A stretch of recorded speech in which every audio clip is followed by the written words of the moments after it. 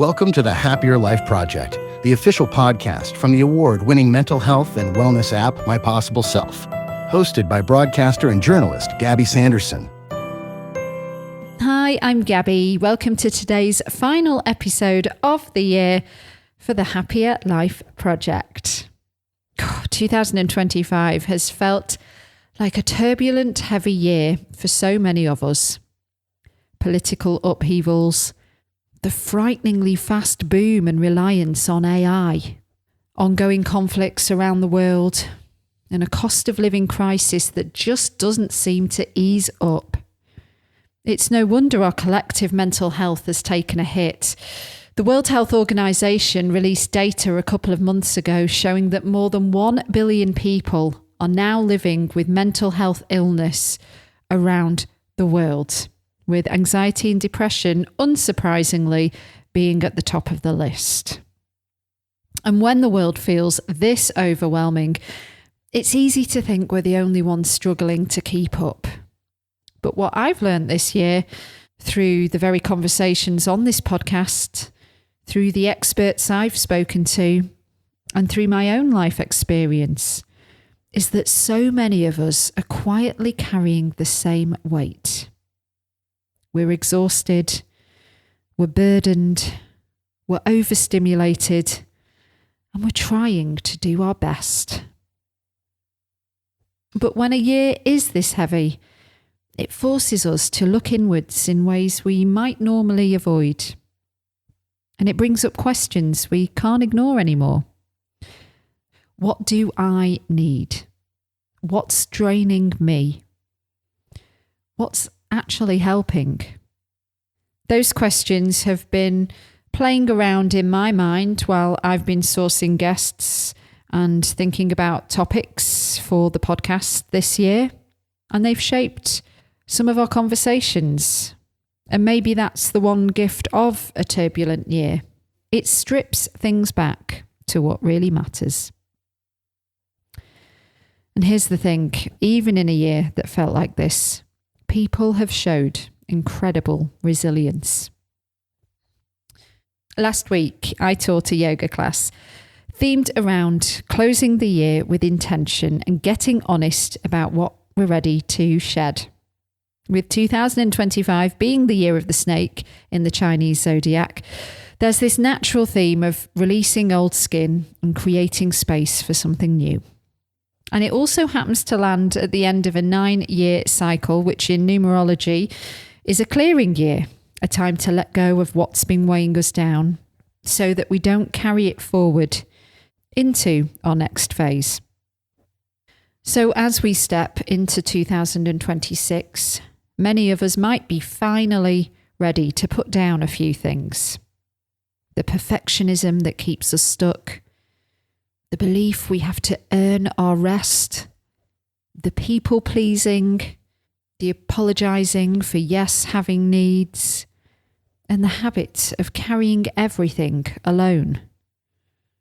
In my yoga class, I asked my students to focus on what they wanted to release, and just as importantly, what they wanted to call in for the year ahead. And I wanted to invite you now to do the same. On a different podcast, I heard the presenter say, you don't have to earn rest with exhaustion. And that really struck a chord. You don't have to earn rest with exhaustion. I'd love you to remember that as we move towards Christmas and close out the year. Speaking of Christmas, to keep you covered over the next couple of weeks, if you haven't listened to last week's bonus episode, I put together 8 tools to help you keep a calm Christmas, supporting you with things like boundaries, money pressures, people-pleasing, loneliness, and family dynamics. So you might want to check that out if you haven't listened to it already and have it in your back pocket. There's also a couple of older episodes that you might find helpful to seek out or revisit, and they are Christmas Anxiety and the Holiday Dread with Joshua Fletcher, and Coping at Christmas with Dr. Claire Plumbly. And of course, we can't forget the My Possible Self app, which is always there for you, full of tools, techniques and exercises to help calm and ground you whenever you need us for no cost. The Happier Life Project will be back on the 1st of January, and rather than sticking to the usual podcast format, every single day for the month, I'm going to release a short audio happiness hack, a simple tip, tool or technique to help you get through what's often referred to as the hardest month of the year. And that's all that's left for me to say, really, apart from thank you for your ongoing support of this podcast. When you leave a review or show your support in any way, it truly means the world. And of course, a huge thank you to the fantastic guests who've generously given their time and wisdom to aid you on your mental health and well-being journey. And on that note, I'm going to leave you now with some of the highlights from my chat with John McClure, singer and frontman of Reverend and the Makers. We recorded this time last year. I had John on to talk about his Christmas single, Late Night Phone Call, which was in partnership with the Samaritans to raise awareness and money for their important work. John really wanted to highlight not just the work they do all year round, but especially working tirelessly for those struggling during the festive period. John and I really got into it, talking about not only loneliness at Christmas, which is obviously a huge topic, but why a mix of emotions can show up during this period and why winter can be such a tough time. We also talk about dancing for depression and how music can be so beneficial for mental health. And, well, I'll leave it there and let the rest unfold in John's own words. Just one more note. If you are feeling suicidal, lonely or depressed, the Samaritans helpline is available 24/7 and the number to reach them on is 116 123. That's 116 123, including on Christmas Day. You can also use a text-based option like Hey Sam, which is a mental health support text line for young people, by texting 439-726. Do look after yourselves this Christmas, and I'll be back by your side on the 1st of January. Now over to you, Mr. John McClure. You know, winter is a very tough time, Christmas especially, for a lot of people. And just letting people know, look, you're not on your own. Samaritans are there 365 days a year, 24/7. You can give them a ring. Me and our kid, we've had a lot of people in his life who committed suicide, you know, his uncle, his auntie, his cousin, my dad's best mate, one of my mum's right good pals, few pals of ours. It's something that really bothers me. And for the last 10 years or so, I've Zoomed people on Christmas Day, just put a smile on some faces. So Samaritans are good people, you know what I mean? So we want to back them, really, mate. That's the vibe. Definitely. We did an episode, John, on loneliness for the podcast with this brilliant doctor from the NHS called Dr. Richard Pyle. And he really dived deep. He did a TEDx talk. That's how I found him. He dove deep into the stats of like loneliness. And he said now the stats are the same. There's a 1 in 2 chance that you might be affected by cancer, whether it's directly or somebody you know. And it's the same with loneliness. But actually, you're more likely now, because of the way treatment has evolved, to survive cancer than loneliness. It is that bad. And these stats were from a year ago. Over 3 million people in the UK alone have cancer. Over 3.8 million have chronic, what is described as chronic loneliness. So it is really, really serious. Yeah, I mean, it can affect all different people and all, you know, like, I don't know if you saw recently that Adele came out and were like, I'm lonely. Oh, you know I didn't see that, no. Yeah, and it can really like affect people who you would think they're flying and they're doing great in life and blah, blah, blah. And suddenly like they struggle and they're on their own. And I think, I don't know if it's since COVID or a kind of byproducts of modern life and technology or whatever it is, but people are very up in their head now, right? And they get really lost within their own thoughts. And I'm talking from experience here because this has certainly happened to me and lots of other people. And I mean, it affects all people, right? But there's also a disproportionate thing with men, especially men who don't feel they can talk to people But there, listen, there are things out there. Samaritans being one. Andy's Man's Club I'm really fond of. There's a bunch of people now who are out there trying to do things to kind of combat this, right? So I think we're more equipped in that regard. And maybe I wonder whether there's a thing that we've never measured loneliness in an accurate way in past. Might be a thing that happened years ago, but certainly, like, I think on my street, I don't know everybody on my street, whereas years ago, you didn't know everybody, right? And you would have been able to go round to Sheila's house and be like, "Here, Sheila, feel a bit weird." You know what I mean? Yeah. There's a bit of that. Yeah. A bit of that. And I think we kind of, I don't know what's happened to society, but we've sort of fragmented and atomized in a bit, haven't we, till we're kind of a bit on our own. So I think the internet, of course, is a great antidote to that, because you can find community online, right? And find other people. And even just this, I'm putting Samaritan's number out there. Somebody might ring him. And if it helps one person, we've done all right, haven't we?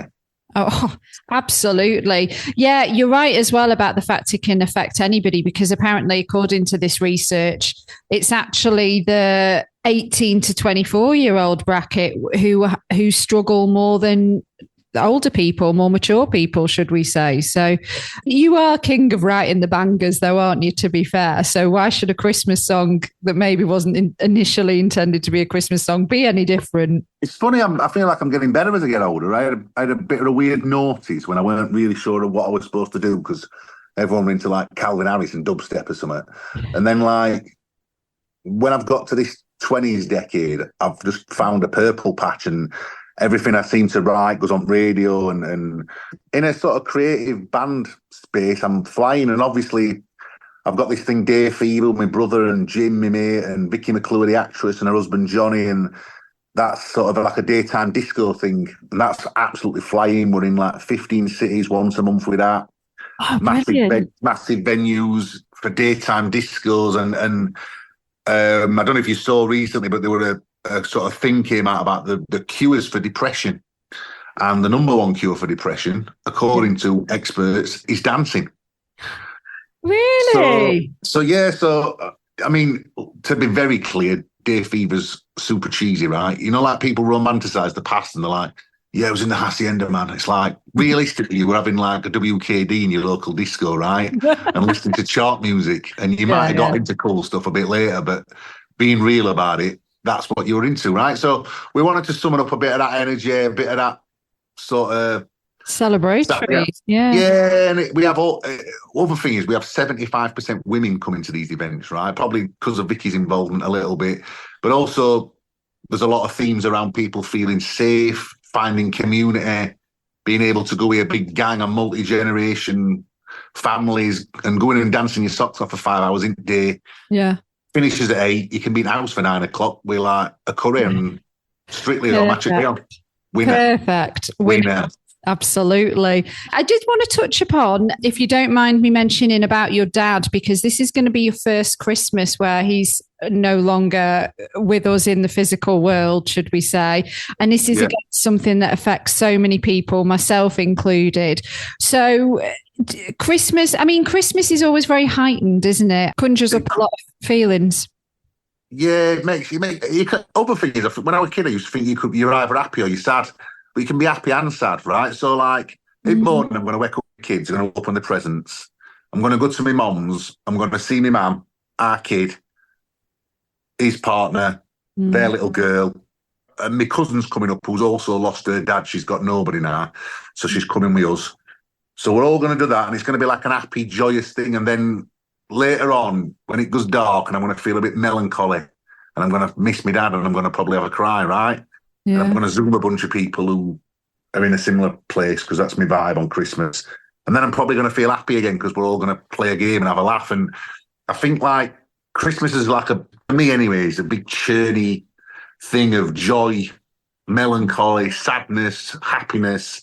It's all of them things. They're not sort of mutually exclusive. I'm happy for my kids looking at opening the presents and buzzing. And then it'll remind me of what I was like when I was a little kid and whatever. But look, I'm going to be with my mum, my brother, my family, my nearest and dearest.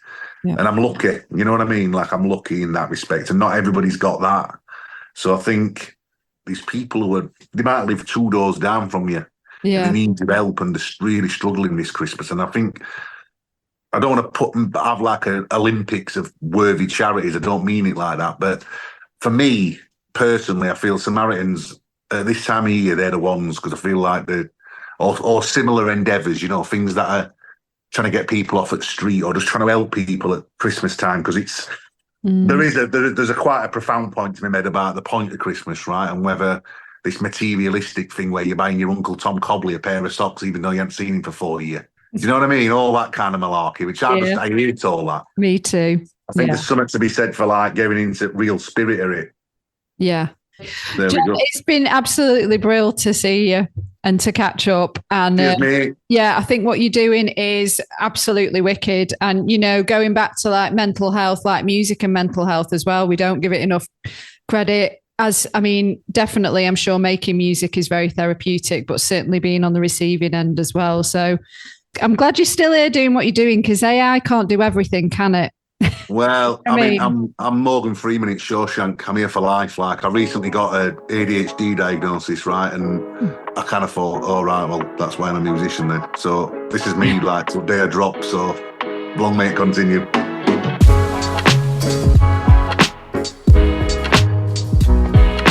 Hello friends, it's Gabby back with you. If you are suffering with your mental health, there is a crisis button on the My Possible Self app, which will signpost you to the correct information for immediate expert advice. Those of you who are listening on one of the podcast platforms, the My Possible Self app is completely free to download. You can access all of the content, so you don't need to worry about it costing you anything. If you found this episode helpful, please do subscribe and leave a review and share it with your friends. And to find and follow us on social media, we are most active on Instagram, and you can find us at My Possible Self. And I've been at Radio Gabby. Until the next one, do take care. Bye for now.